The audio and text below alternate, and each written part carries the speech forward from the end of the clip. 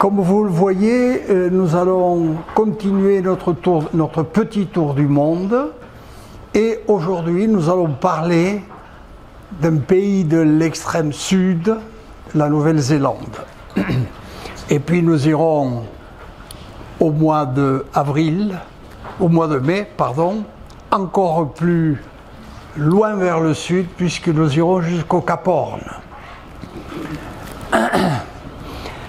Comme je vous l'ai dit, l'objectif de cet enseignement, c'est de vous montrer le fonctionnement de notre planète et la logique de ce fonctionnement. À partir du moment où on sait comment une chaîne de montagnes se forme, eh bien, on a une bonne idée du mode de formation des autres chaînes de montagnes également, parce que depuis un demi-siècle à peu près, et la théorie de la tectonique des plaques, eh bien, le géologue se retrouve partout chez lui.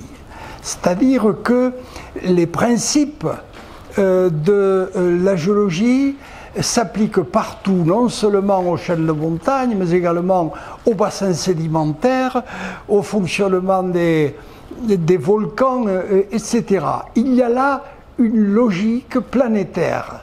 C'est pour ça qu'il suffit d'aller sur les lieux, d'avoir une bonne carte géologique, et puis ensuite le géologue se retrouve sans aucune difficulté où qu'il soit sur la planète. Et ça, c'est nouveau.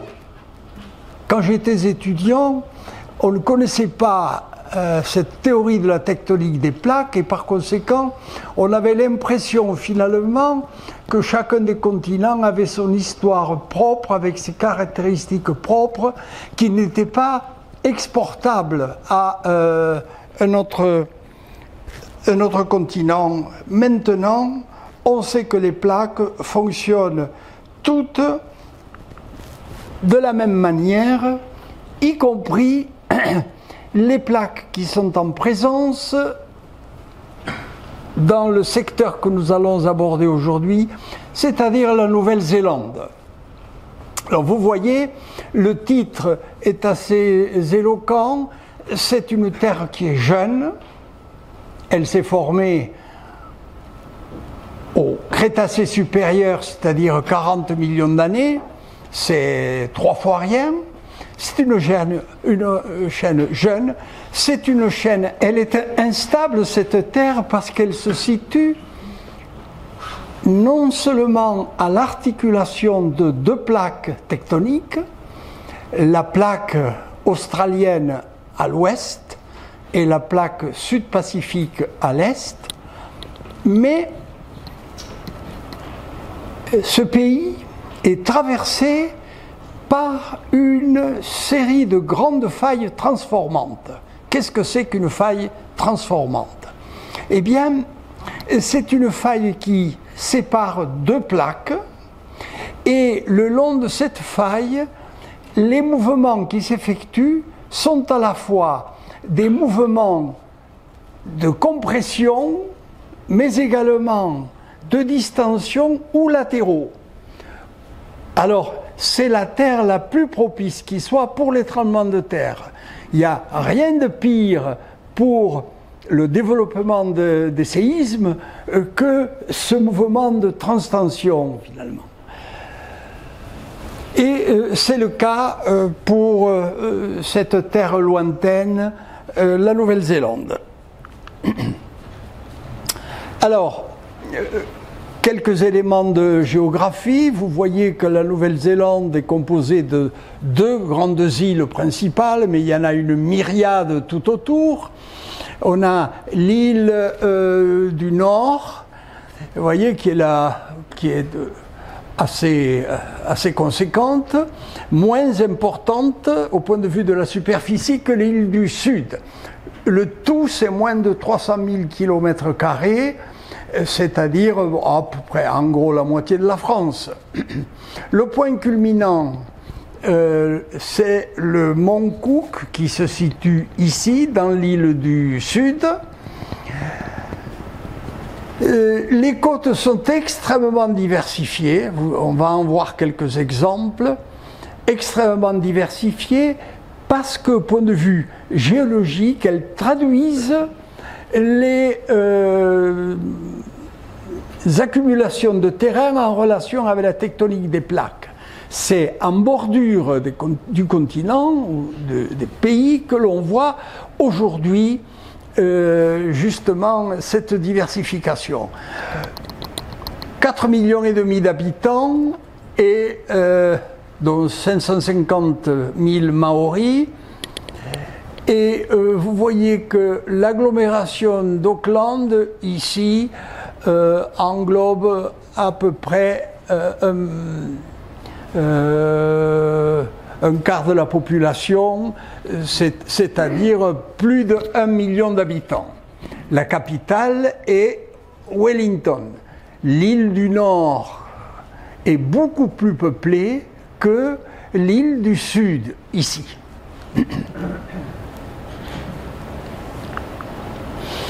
Alors voilà la position de l'Australie dans le cadre de la tectonique des plaques.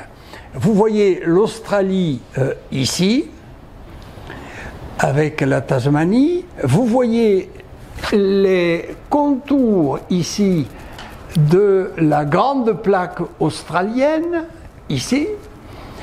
Cette Australie se déplace de 6 cm par an en direction du nord et en direction de l'Indonésie, ici. Et vers l'est s'effectue un mouvement à la fois de déplacement latéral mais aussi de convergence avec la plaque pacifique qui est une plaque océanique plus à l'est. Et comme vous le voyez, comme l'indiquent ces petits triangles-là, dans ce secteur-là, la plaque australienne chevauche vers l'est la plaque pacifique. Et ce chevauchement s'effectue sur la bordure orientale de l'île Nord et sur la bordure occidentale de l'île Sud. En vert, ici, vous avez une zone de relais de décrochement latéral qui est source de nombreux tremblements de terre. Alors, ces cartes, simplement pour vous montrer que la Nouvelle-Zélande et l'Australie sont restées jumelées, vous voyez, au cours du Permien, du Trias, du Jurassique et du Crétacé, jusqu'à environ 40 millions d'années.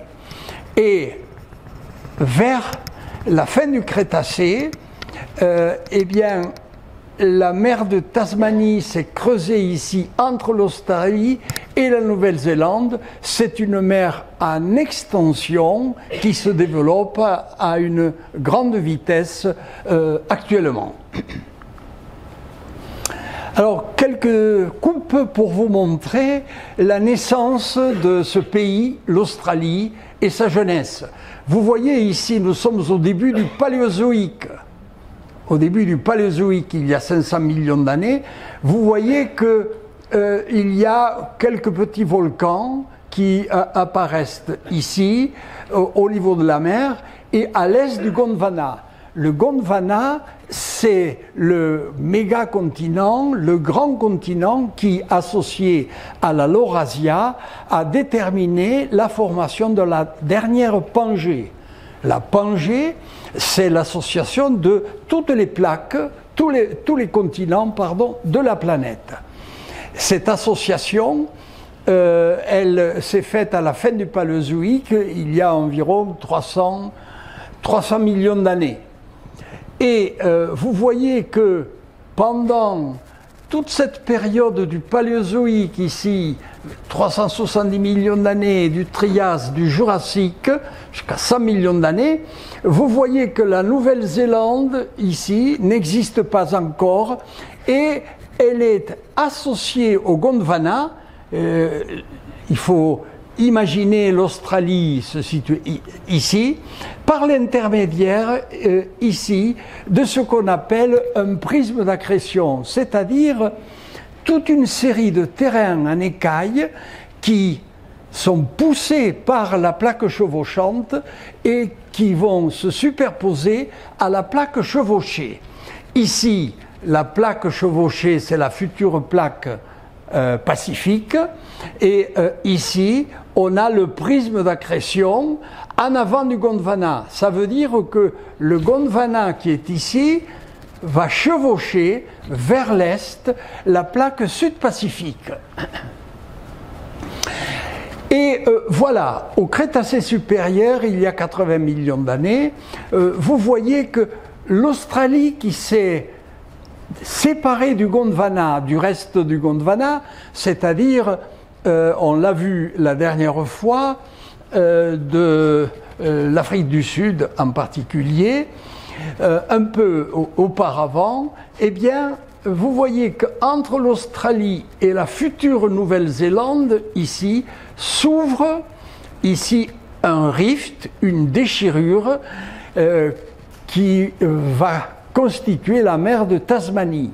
C'est une mer qui s'élargit considérablement actuellement entre l'Australie et la Nouvelle-Zélande. Vous voyez qu'il y a environ 40 millions d'années, la Nouvelle-Zélande n'existe plus. Ici, vous voyez que la mer apparaît partout. Et à partir d'il y a une vingtaine de millions d'années, à ce moment-là, on va voir le prisme d'accrétion qui va se développer à grande vitesse, mais cette fois, non pas entre le Gondwana et la plaque sud-pacifique, mais entre l'Australie et donc la Nouvelle-Zélande. L'Australie est bien caractérisée maintenant. Voilà une carte géologique de l'île du Nord. Alors je vais vous montrer à travers un itinéraire les grands aspects, les aspects essentiels de la géologie de la Nouvelle-Zélande à travers un itinéraire qui va nous amener du nord de l'île du Nord jusqu'au sud de l'île du Sud. On va donc traverser les deux îles et voir quelles sont les ressemblances et les différences entre ces deux îles. L'île du Nord. L'île du Nord, pour la caractériser d'une phrase, c'est une île essentiellement volcanique. Il y a des volcans depuis le tertiaire jusqu'à l'époque actuelle, des volcans actifs également. Alors, vous voyez, Auckland se situe ici. Ici, il y a la péninsule de Coromandel avec des terrains qui sont volcaniques et volcano-sédimentaires avec des terrains relativement récents, ici. Voilà, la péninsule du Coromandel. Puis ensuite, on va voir la partie centrale, c'est la partie essentiellement volcanique. C'est là que se situent les volcans actifs également, et il y a plusieurs parcs qui permettent aux visiteurs d'aller voir le fonctionnement de la croûte terrestre avec des geysers, avec des lacs de lave, etc. Et des volcans, dont je vais vous en montrer un, qui a été actif jusqu'à une époque très récente. Donc, ici, une péninsule au nord, ici, une aire essentiellement volcanique au centre, et ici, à l'est, le prisme d'accrétion orientale, c'est-à-dire qu'on a des terrains qui vont ici depuis le tertiaire jusqu'au Jurassique, que vous voyez en bleu, et qui sont séparés de la partie centrale de l'île du Nord par cette grande faille qui est ici, qu'on appelle la faille des Alpes néo-zélandaises. C'est cette fameuse faille que je vais vous montrer et qui détermine l'instabilité très importante de la Nouvelle-Zélande. Alors voilà, vous voyez que ce n'est pas une faille, c'est une série de failles qui jouent un décrochement. Le décrochement ici est un décrochement sénestre, c'est-à-dire que la partie orientale se déplace de bas en haut et la partie occidentale de haut en bas. Donc il y a une zone de décrochement avec une multitude de failles là. Et l'ensemble constitue un prisme d'accrétion qui va chevaucher le long de cet accident ici la plaque sud-pacifique. Autrement dit, une terre éminemment instable et très jeune. Alors voilà les points où je vais vous amener le long de cette île nord. Nous allons commencer par la ville d'Auckland, nous allons descendre la péninsule du Coromandel, nous allons aller dans la zone des volcans ici, puis dans la zone du prisme d'accrétion orientale jusqu'à Wellington ici. Cette région, en particulier la région de Martinborough, c'est la région des vignobles de Nouvelle-Zélande. Alors voilà, vu depuis le sommet du volcan sacré, un aperçu de la ville d'Auckland avec en particulier sa tour également, et cette vue qui est ici vous montre l'importance de la mer dans tout ce secteur-là. C'est pour ça que la Nouvelle-Zélande est une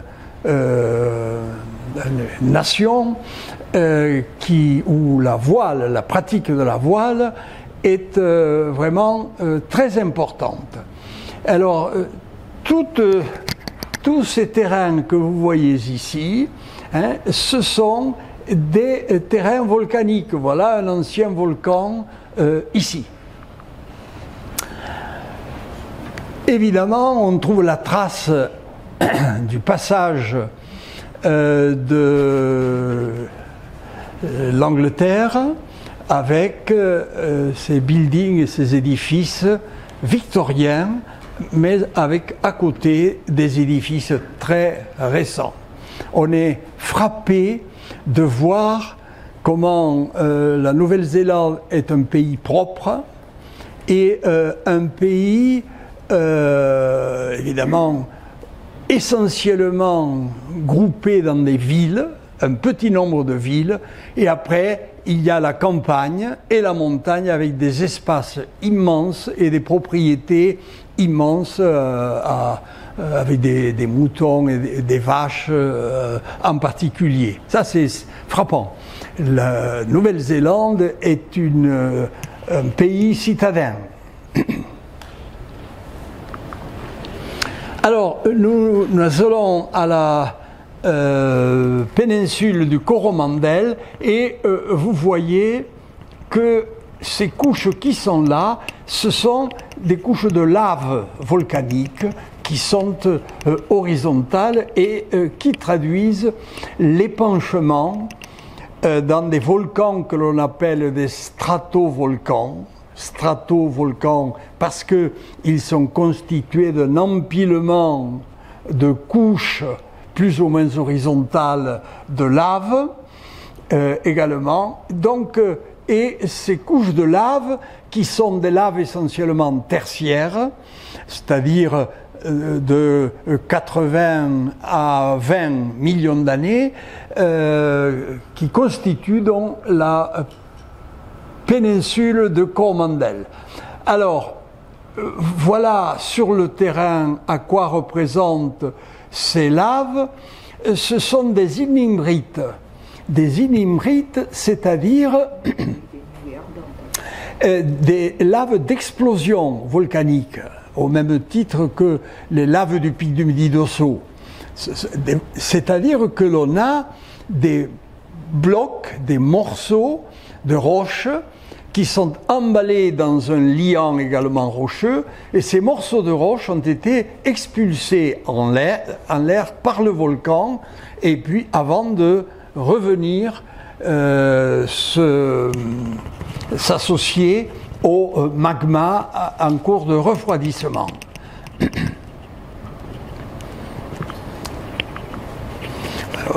Voilà à quoi ressemblent ces ignimbrites. Il y a toute une poussière de petits éléments ici dans des blocs plus importants. Alors ça donne un paysage qui est assez uniforme quand il est pelé, mais heureusement il y a de la végétation, il y a beaucoup de végétation partout, ce qui fait que on ne devine pas qu'on se promène sur un paysage éminemment volcanique. Voilà, tout ça, ce sont des roches volcaniques accumulées, voilà, avec des pelouses, des cirques, des entrées maritimes, des genres de fjords également, qui pénètrent profondément sur Terre. On y trouve aussi d'autres roches éruptives telles que les rhyolites. Les rhyolites, ce sont des roches qui font partie de la famille des granites, mais qui contiennent par conséquent du quartz, mais qui apparaissent sous forme de lave. C'est-à-dire que les grains de quartz, de feldspath et de mica baignent dans un ciment de lave. Alors, ces roches-là sont ici exploitées en carrière. Et vous voyez que c'est une rhyolite quaternaire. Les Pyrénées sont riches en rhyolite également, mais du Trias, c'est-à-dire qu'elles ont 250-280 millions d'années. Ici, nous sommes dans le subactuel. Voilà un paysage caractéristique, si vous voulez, avec une ferme et puis une étendue verte tout autour avec beaucoup de bétail. C'est évidemment de l'élevage éminemment extensif.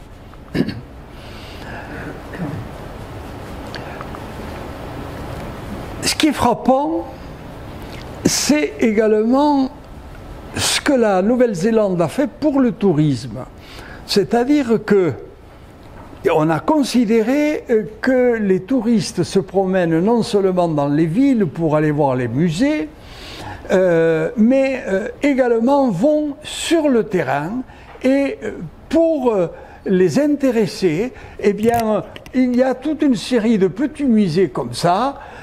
Ici, vous voyez, il y a tout un tas d'images qui montrent le fonctionnement d'un salon de coiffure à ciel ouvert. Toujours des rhyolites, ici nous sommes beaucoup plus au sud-est, à peu près à 150 km de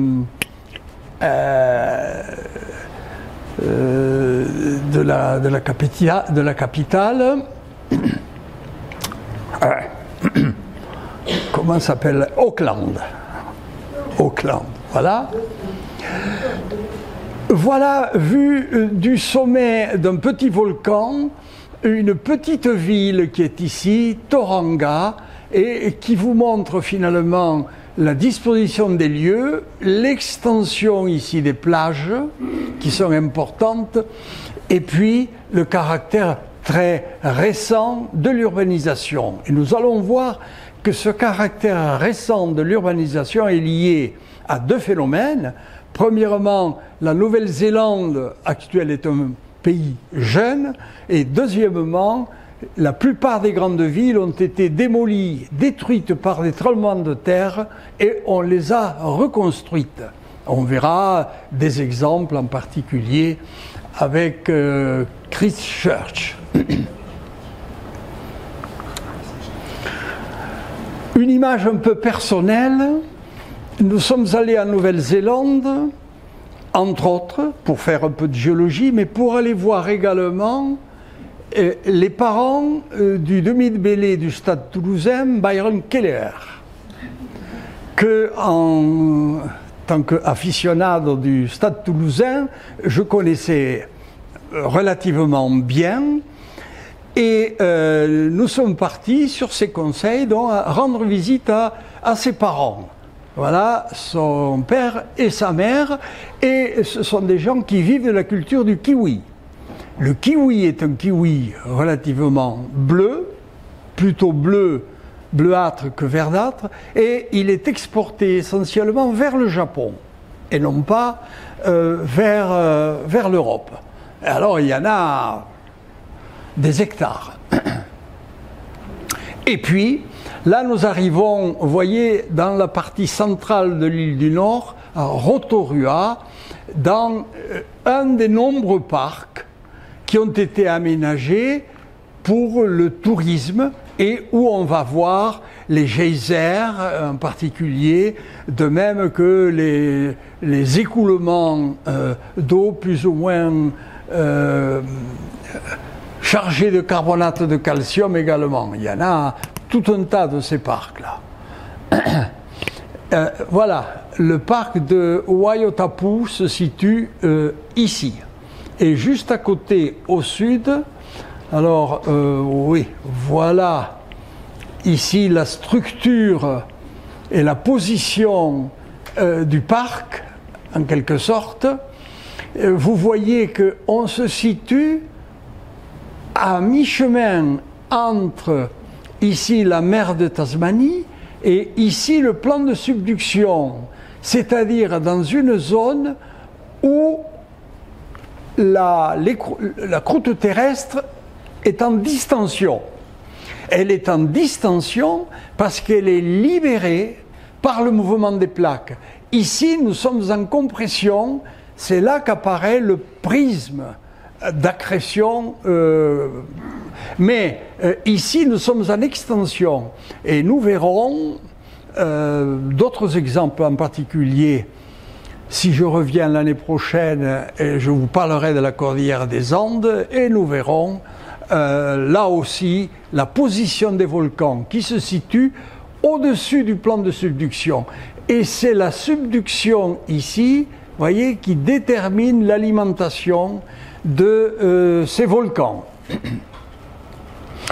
Et évidemment, il y a toute une série de tremblements de terre. Voilà l'un des geysers qui apparaît ici. Alors, ce qui est intéressant, c'est de constater que l'émission est discontinue, l'émission d'eau est discontinue.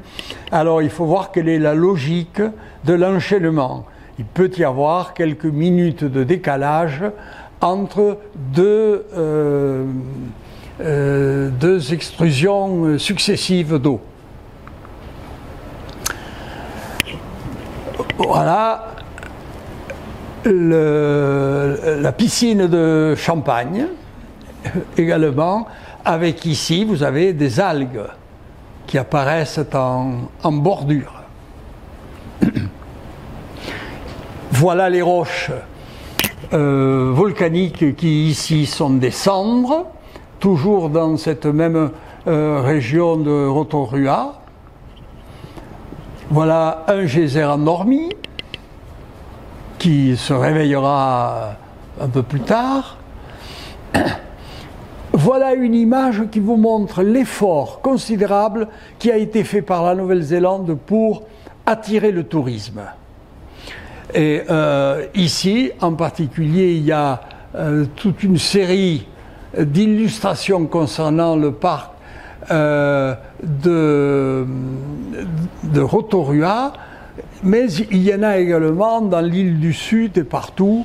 Un gros effort a été fait pour l'attrait touristique du pays.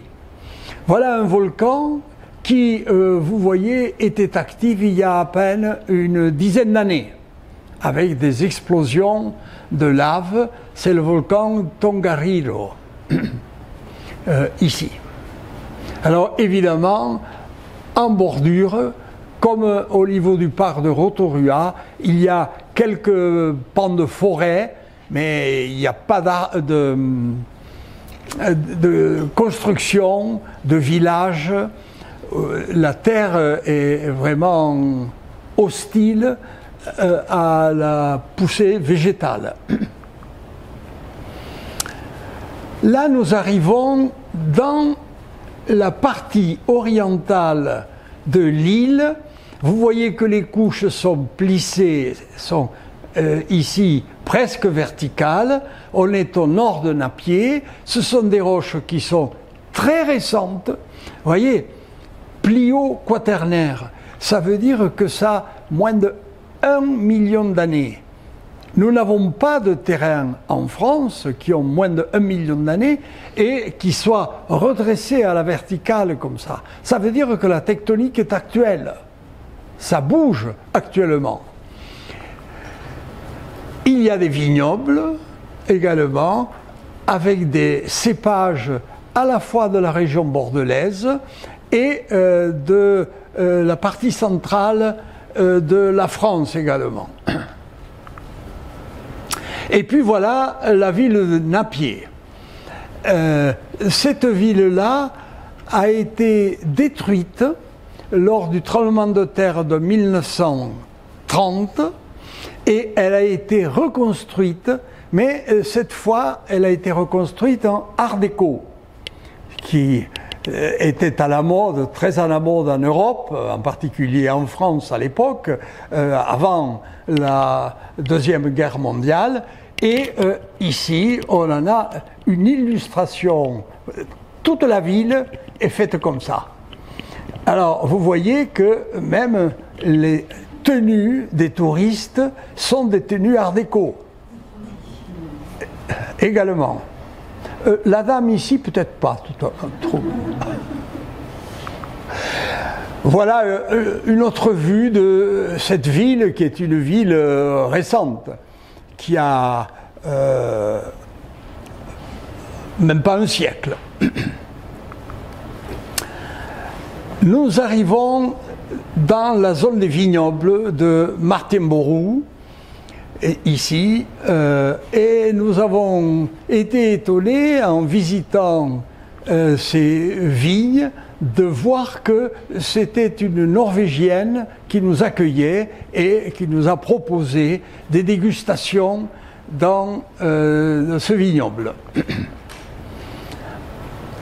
Nous sommes toujours dans la partie orientale avec des terrains plissés, des montagnes un peu plus hautes, que l'on appelle parfois les Alpes du Nord, parce que les Alpes néo-zélandaises sont les Alpes de l'île du Sud. Alors, on est près de la mer et la végétation est luxuriante, en particulier avec, vous voyez, les fougères géantes. Et tous ces terrains qui sont là, ce sont des schistes et des grès triasiques, c'est-à-dire des terrains qui se sont déposés alors que la Nouvelle-Zélande faisait encore partie du Gondwana. Elle n'était pas encore séparée du Gondwana. Voilà ces grès triasiques. Voilà le prisme d'accrétion qui est ici. Et nous arrivons à la capitale. La capitale de la Nouvelle-Zélande, c'est une ville qui est située dans l'extrémité sud de l'île du Nord et qui est caractéristique en particulier à travers son musée Te Papa. Dans ce musée, on voit l'âge de colonisation de la Nouvelle-Zélande ici. Vous voyez que l'homme est arrivé il y a 700 à 800 ans à peine, alors qu'il était arrivé en Australie il y a 40 000 ans. Autrement dit, la colonisation qui est ici s'est faite à partir de ces îles indonésiennes ici, en direction de l'Est, et très tardivement, vous voyez ici, on est à 3000 années. Alors, imaginons le temps qui a passé, c'est-à-dire plus de 2000 ans, jusqu'à ce que des hommes descendent en pirogue jusqu'à la Nouvelle-Zélande, donc ici, pour s'installer. Ce sont évidemment les Maoris. Voilà l'une de ces pirogues qui est ici. Et la dimension est conséquente. La ville de Wellington a été également l'objet de destruction par des tremblements de terre, donc elle est en grande partie reconstruite, en particulier ici, dans cet édifice du Parlement. Et voilà la ville avec sa baie, vue depuis panoramique auquel on accède avec ce cable car. Et ensuite, à partir de Wellington, je vous amène dans l'île du Sud, ici, après avoir emprunté le bateau qui conduit Wellington à Picton. Wellington, c'est une ville relativement importante, mais qui est dans un pays montagneux où il n'y a pas grand monde, et je vous amène à Picton et à l'île du Sud, où on va voir que la population est répartie sur tout un tas de petites villes et de villages, ce qui n'était pas le cas dans l'île du Nord. Et ceci, évidemment, est lié à la géologie. Dans l'île du Nord, il y a des roches et des terrains volcaniques qui sont impropres à l'agriculture, alors que dans l'île du Sud, on a des terrains plissés, montagneux, avec des reliefs arborés et une végétation importante, donc tout un tas de petites villes. Vous voyez le morcellement ici. Ce morcellement est lié au fonctionnement des failles. Les failles passent ici, comme ça, elles jouent et elles déterminent la formation de petits compartiments qui se déplacent les uns par rapport aux autres, et entre les compartiments, il y a des failles, l'érosion est plus importante, et on a ainsi des compartiments séparés les uns des autres, avec une direction nord-est, sud-ouest dominante, qui est la direction de la fracturation. Voilà l'île de Picton, c'est essentiellement un port, mais vous voyez qu'ici, la construction grimpe jusqu'au sommet de la montagne. Et nous arrivons à l'île du Sud. Alors, dans l'île du Sud, j'ai distingué ici une province occidentale, ici, province occidentale qui est faite de terrains relativement récents, tertiaires et quaternaires, et une province orientale ici qui est faite de terrains un peu plus anciens, Trias, Jurassique, Crétacé également, avec la position de la ville de Christchurch. Et vous voyez cette grande faille qui est ici. Elle est unique pratiquement tout au long de la colonne vertébrale de l'île du Sud, et ici elle se morcelle en toute une série de petites failles, même chose au nord. Voilà, et donc la tectonique, c'est-à-dire la déformation de la croûte terrestre, est présente partout en Nouvelle-Zélande, et elle est présente actuellement. Alors, voilà les points où je vous amène. Et ce choix a été fait en fonction de l'itinéraire, mais aussi j'ai essayé de trouver la diversité la plus importante de roches pour essayer de reconstituer une histoire la plus précise possible. Alors nous allons partir de Picton et nous allons aller jusqu'à Christchurch, ici. Voilà, en faisant ce détour. Le Trias. Le Trias à peu près 200-220 millions d'années, est très développé dans la région, contrairement à ce qui se passe en Europe. En Europe, au Trias, il y avait une mer orientale qui était la Thétis, et autour de cette mer, il y avait des petits lambeaux de terre avec une sédimentation qui était vraiment peu importante.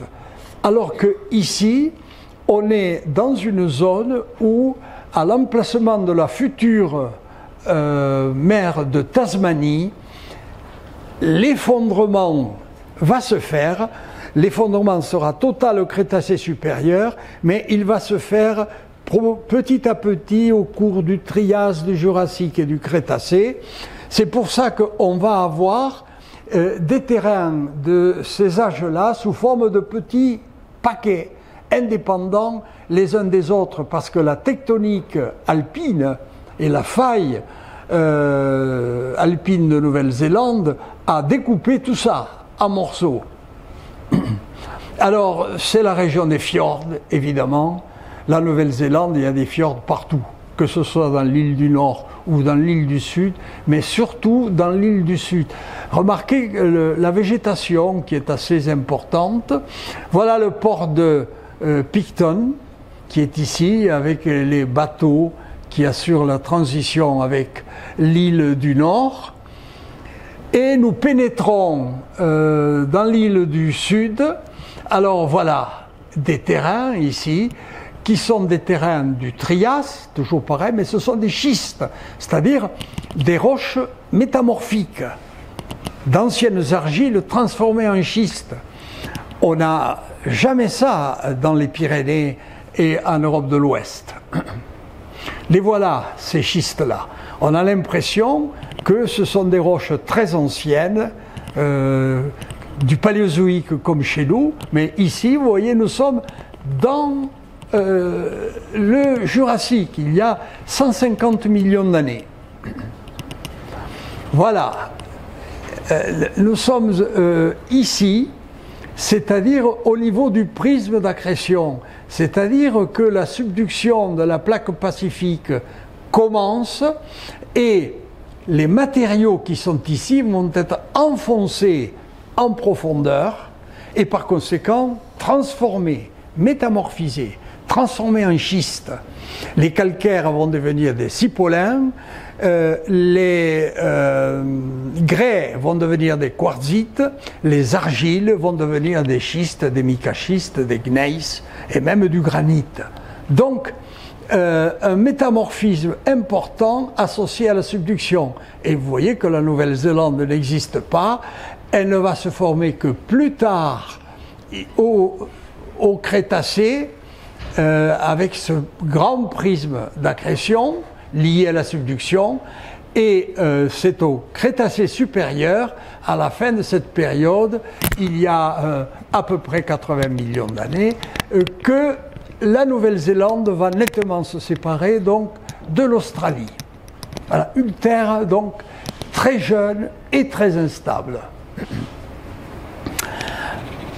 À l'ouest, ça c'est la mer de Tasmanie, on voit des terrains qui sont sédimentaires et qui sont très récents et verticaux. Vous voyez, on est dans le Pliocène 2 millions d'années. Dans les Pyrénées, on n'a jamais un Pliocène vertical, comme ça. Ça veut dire que la tectonique est actuelle. Et les terrains se déplacent même actuellement. Il y a des granites qui sont ici, mais qui sont d'âge crétacé. Vous voyez l'altération en boule du granit, c'est comme le granit du Sidobre, mais le granit du Sidobre, il a 300 millions d'années. Ici, il a à peine 40 à 50 millions d'années. Il y a un parc là que nous avons visité. Ça, ce sont des terrains qui remplissent des dépressions entre les collines et localement, dans le fond de dépression, il y a des conglomérats ici qui sont plats. exceptionnellement, qui sont plats. Voilà d'autres terrains également de l'Éocène. Là, nous arrivons dans les Alpes de Nouvelle-Zélande et évidemment, tous les terrains, Éocène, Miocène, Pliocène, sont embarqués dans la chaîne des Alpes de Nouvelle-Zélande. Voilà des grès et des conglomérats éocènes. Voilà ici un granit qui est un granit gondwanien qui est résisté, qui est un résidu finalement gondwanien, de Gondwana, avec ses habitants ici, qui prennent un bain de soleil. La Nouvelle-Zélande est une île qui, au point de vue géologique, présente un attrait certain. C'est pour ça que quand nous y sommes allés, il y avait ici une classe universitaire des États-Unis qui allait voir les formations de la cordillère des Andes néo-zélandaises plissées ici.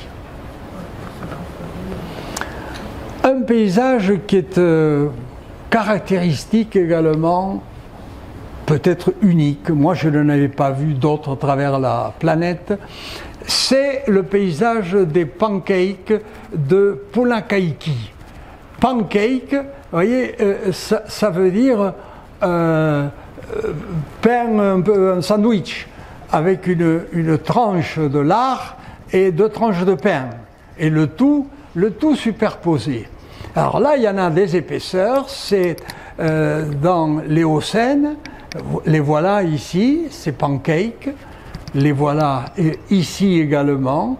Alors, ça donne un paysage qui est très caractéristique. Vous voyez, le pendage régulier des couches, et puis là, il y a une accumulation de toute une série de strates calcaires, et ces calcaires sont attaqués par la houle, ce qui fait que cette houle passant par en dessous ménage des cavités, ce qui fait que de temps à autre il y a une poussée d'eau marine qui monte vers le haut.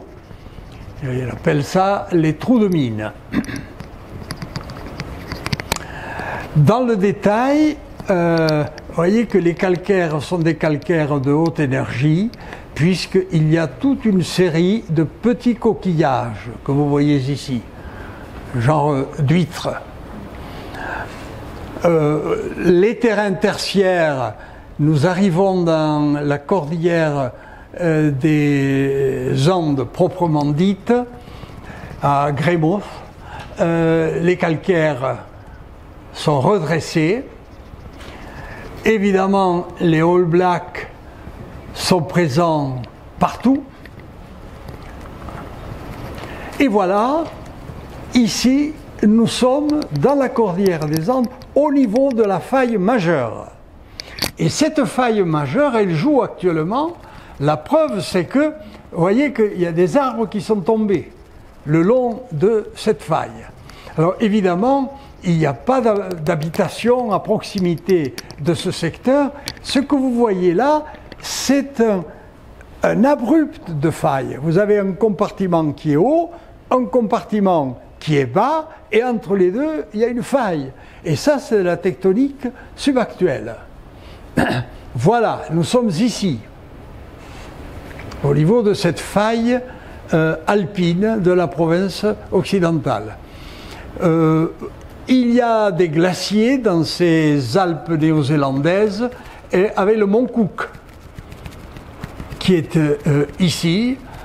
Je vais vous le montrer. Voilà un autre glacier ici. Alors, ce qui est intéressant, c'est que nous sommes ici à une centaine de mètres à peine au-dessus du niveau de la mer. Ça veut dire que les glaciers sont bien conservés dans cette région. Il n'y a pas de glacier dans les Pyrénées à moins de 100 mètres de la mer. Voilà ici une autre vue du glacier qui fond malgré tout, mais qui est encore bien présent et que l'on peut aller voir à pied. Voilà. Voici un autre glacier, le Fox, et voilà le mont Cook, ici.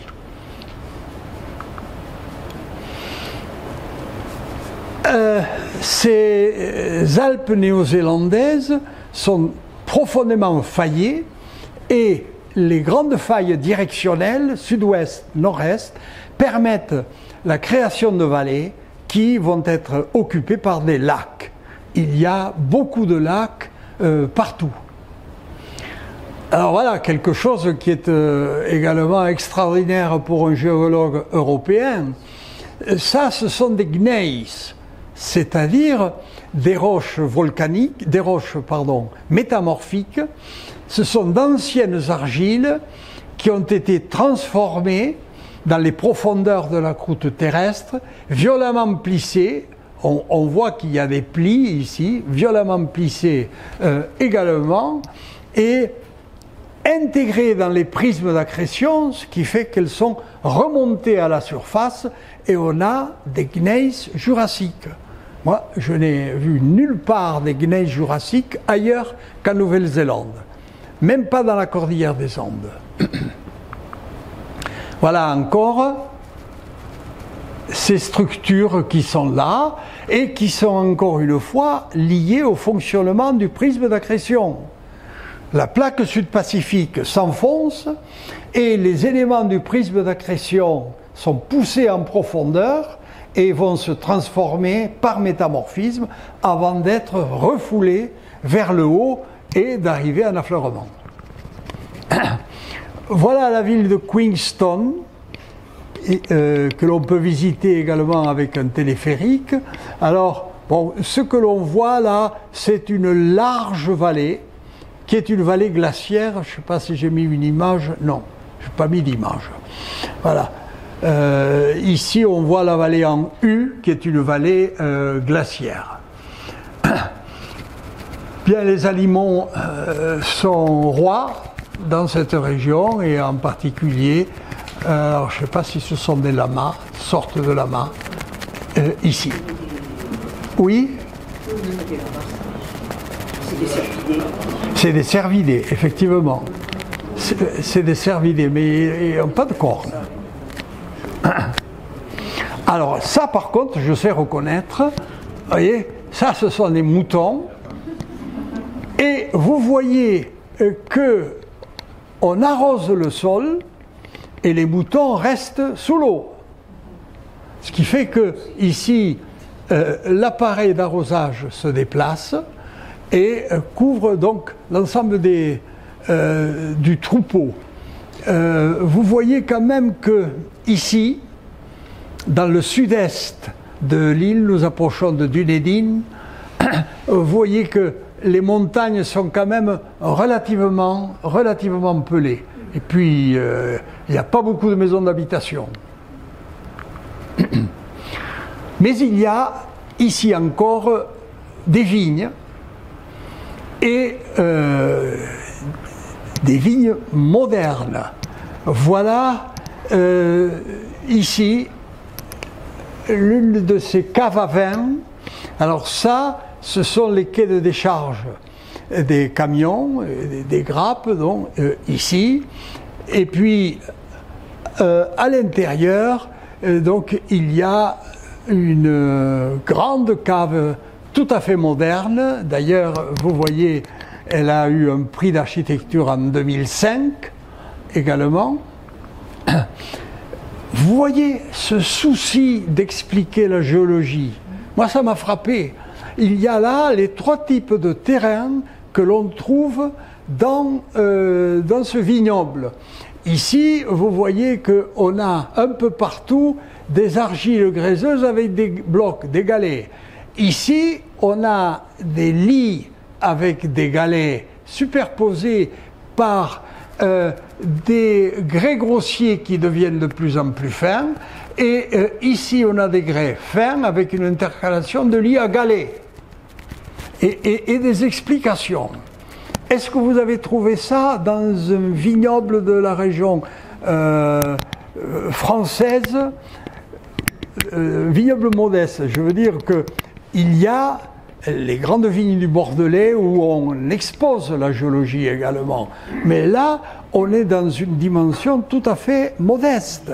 Mais il y a un effort pour faire connaître la géologie qui m'a vraiment surpris.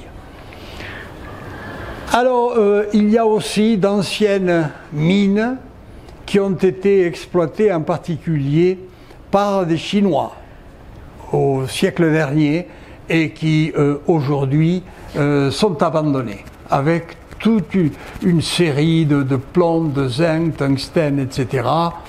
Et dans des terrains relativement récents, vous voyez, des schistes et micaschistes du Trias.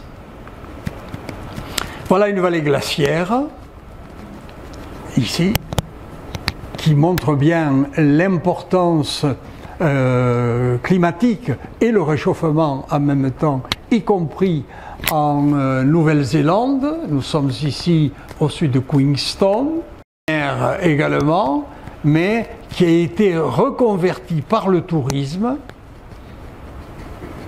Ici, en effet, vous voyez que sur le bord de la route, eh bien, on peut acheter, on peut s'arrêter dans une espèce de grange comme ça et acheter des... C'est fait d'une manière simple, mais vous le trouvez partout, y compris au fin fond de la campagne. Là, nous sommes un peu plus au nord, la ville est plus importante, c'est la ville de Dunedin, avec une célèbre presqu'île, la presqu'île aux phoques et aux otaries. Et ici. Voilà la ville avec des immeubles victoriens, la gare également. Alors, il y a 4 ou 5 voies de chemin de fer à travers la Nouvelle-Zélande, mais elles ne sont pas en connexion les unes avec les autres, ce qui fait qu'on va d'une île à l'autre, d'une ville à l'autre en train, mais la connexion n'est pas toujours assurée avec une autre ligne, en particulier dans l'île du Nord. Alors voilà des terrains qui sont basaltiques et très récents, et nous sommes ici au niveau de la presqu'île aux Albatros, et il y en a beaucoup, et il y a aussi des phoques. Ça, c'est des de mer. Ils ont l'air costauds. Ouais. Et un phénomène très intéressant également, plus ou moins bien expliqué, à Moeraki, c'est-à-dire les nodules à septaria. Ici, nous avons une espèce de rond, qui est ovale d'ailleurs, hein, et autour, on a des couches qui sont verticales. Ces couches sont des argiles, des marnes gréseuses, et dans ces argiles et ces marnes, les eaux circulent dans le sous-sol. Et ces eaux circulent et permettent l'accumulation du carbonate de calcium en certains endroits particuliers, et ça va donner des boules, comme ceci. Vous voyez, des boules. Et ces boules ont tendance, comme elles se forment, donc elles se contractent, la matière lithifiée se contracte, et par conséquent, il y a des fentes qui se créent, et ces fentes sont remplies de calcite. Ici, c'est pour ça qu'on appelle ça un nodule à septaria. Ici, on en a un en formation également. En voilà un qui est plus joli, ici. Vous voyez, c'est un site touristique. C'est-à-dire qu'il y a une pancarte qui vous indique nodule à septaria. Alors, et on vous explique peu ou prou comment ça se forme. Mais moi, j'avoue que c'est la première fois que je vois un paysage comme celui-là. finalement, où vous voyez qu'on a ceci. Alors, sans entrer dans le détail, ça veut dire quoi? Ça veut dire que les terrains de l'Éocène qui sont là, ce sont des terrains intégrés dans le prisme d'accrétion, en mouvement, et par conséquent, les fluides ont tendance à circuler. Ils circulent d'une manière plus ou moins linéaire ou circulaire, justement, et arrivent à accumuler le carbonate de calcium, comme ceci, pour constituer ces boules. Et vous voyez que les gens se déplacent pour visiter les nodules septaria. Et nous arrivons à Christchurch. C'est une ville qui a été en grande partie détruite par le tremblement de terre de 2011. Nous étions en 2018 et vous voyez qu'elle était encore en construction, en réaménagement. Voilà, et ici la partie plus centrale de la ville qui est en pleine reconstruction également. Ça, c'est le problème. Le problème, c'est que malgré toutes les technologies récentes, on a un mal fou à protéger les villes, les constructions d'une manière générale, à des tremblements de terre qui ont une force supérieure à 7 sur 10. Là, les secousses sont tellement importantes que même ces immeubles-là ont du mal à résister. Mais vous voyez qu'on a quand même construit de la meilleure des façons possibles. C'est-à-dire qu'on a une structure qui est souple, qui peut jouer par rapport au tremblement de terre. Et puis ensuite, on l'habille, comme on le voit ici. Une autre image que j'ai trouvée très intéressante également, c'est un collège. Alors vous voyez que comme en Grande-Bretagne, les collégiens sont tous habillés de la même façon. Il y a très longtemps que ça existe, comme en Angleterre d'ailleurs, alors que chez nous, on a du mal à mettre en place ce costume unique. Alors ce qui m'a frappé, c'est ça. Give me the opportunity and I will take on the world. Donnez-moi la chance et je m'en vais à la conquête du monde. Dans un collège. Est-ce que vous avez vu ça dans un collège en France? Il y a un musée également. Bon, alors ça, c'est un peu plus... comment dirais-je, un peu plus tristolé à mon avis, c'est-à-dire qu'on met en valeur l'étape de colonisation par les Maoris de cette terre-là, et c'était des gens qui n'avaient rien que leur enthousiasme pour travailler, ce qui fait que ils n'ont offert aucune résistance aux Hollandais et aux Anglais lorsqu'ils se sont installés dans ce pays. Et ça, c'était c'est un petit oiseau qui ne vole pas, mais qui a disparu de la circulation. Voilà ce que je voulais vous montrer à propos de la Nouvelle-Zélande.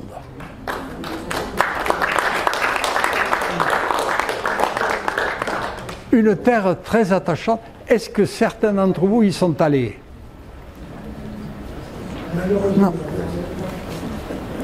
Bon. Mais vous avez le temps. Cette pays qui vaut la peine, je n'ai rien dit sur l'accueil.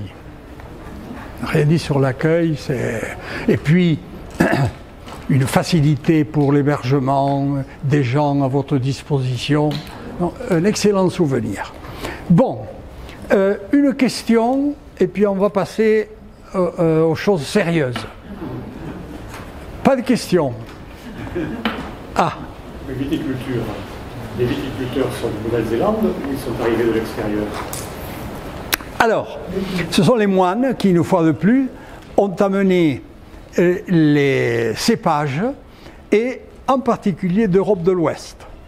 Alors vous avez le Cabernet Sauvignon, qui vient essentiellement de la région bordelaise, et vous avez également un autre qui vient du centre de la France, qui s'appelle, à la mémoire, c'est pas j'ai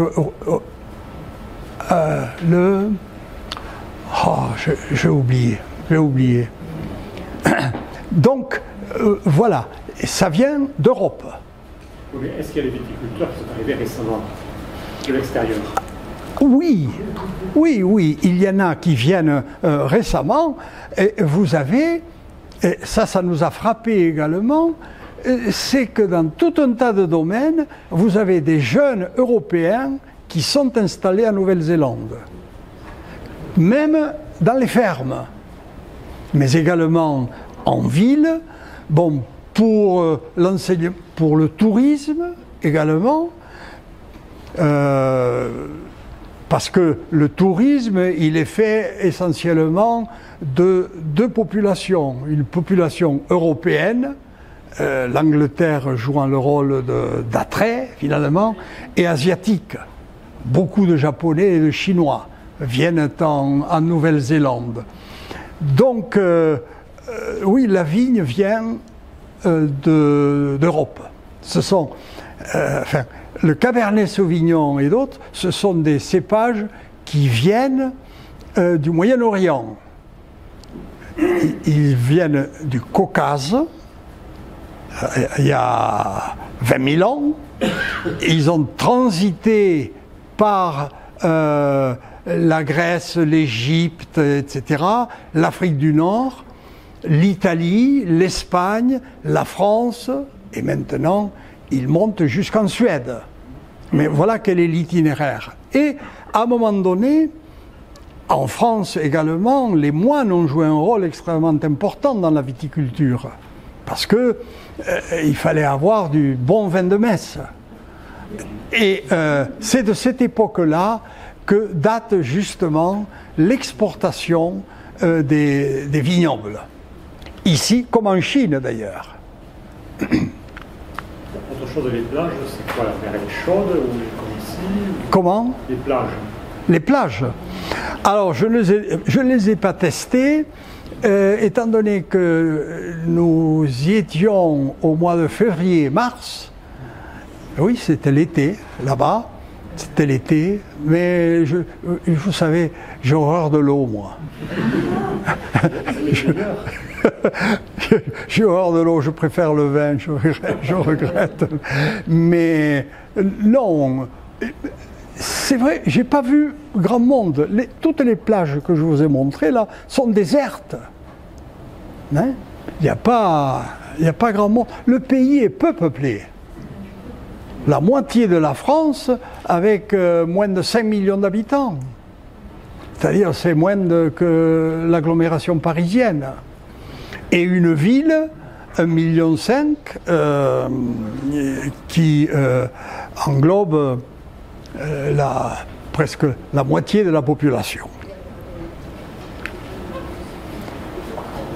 Bien. Et s'il n'y a pas de questions,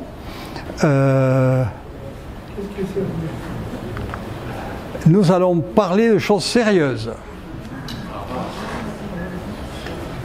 Alors, je vous ai dit la dernière fois que si vous le souhaitiez, nous pouvions passer 2 jours dans les Pyrénées à faire de la géologie.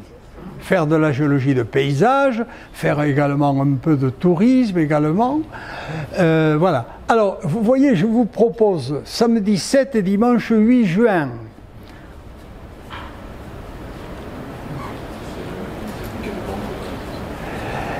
Et nous parlerons dans le détail de l'organisation lors du prochain mois, c'est-à-dire au mois de mai. Au mois de mai, on parlera dans le détail, plus précisément.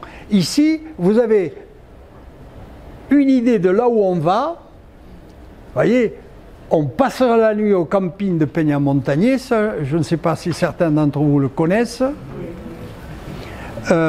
Il y a des mobil-homes où on est très bien.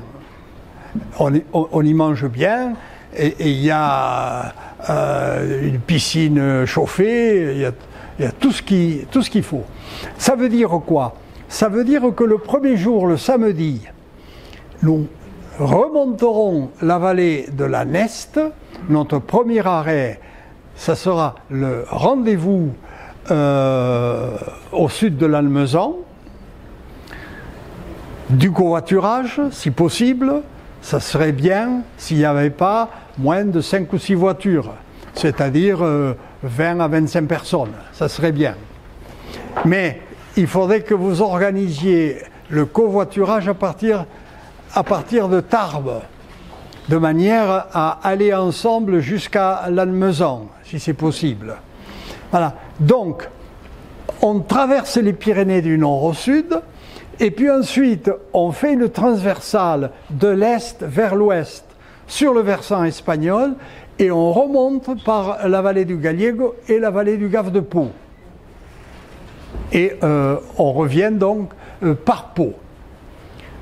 Voilà. Et en ce qui concerne les prix, voilà, ce sont des prix qu'on m'a communiqués. Si vous voulez avoir davantage d'informations, vous voyez, il suffit de vous adresser à info@peñamontañesa.com et on vous donnera toutes les informations.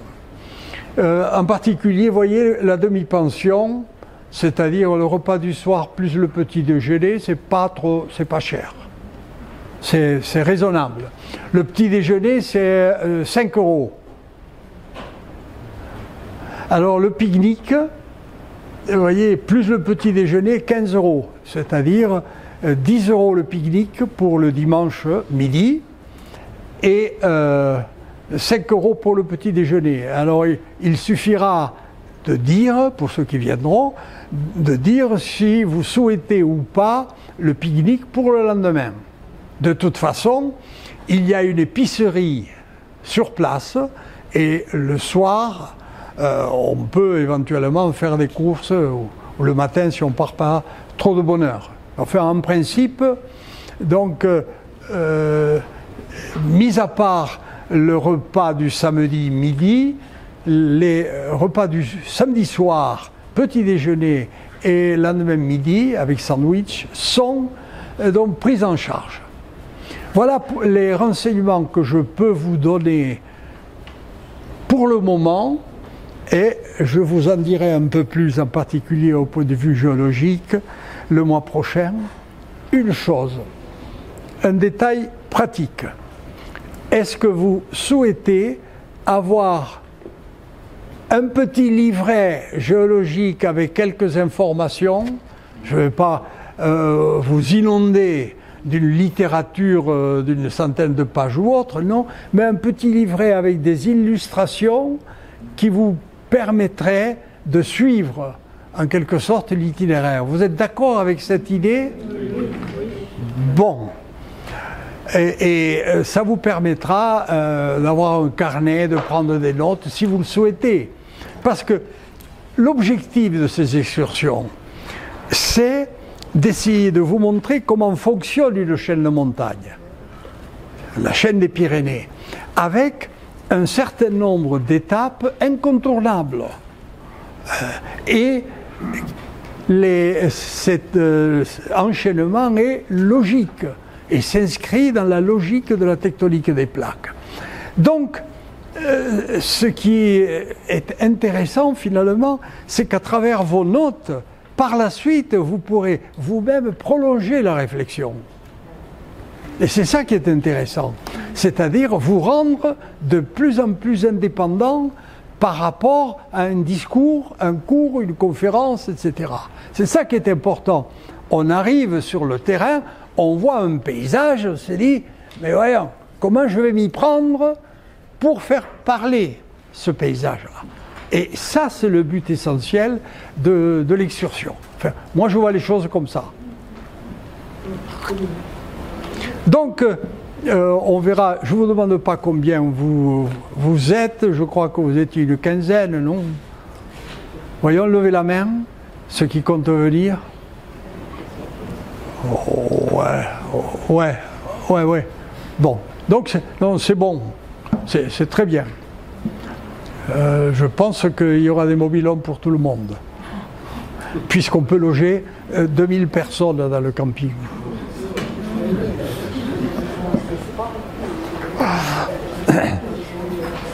Bien.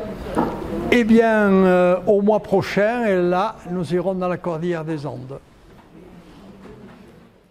Si cette vidéo vous a plu, vous pouvez nous rejoindre à l'Université du temps libre de Tarbes et de Bigorre à l'adresse utl-tb.info.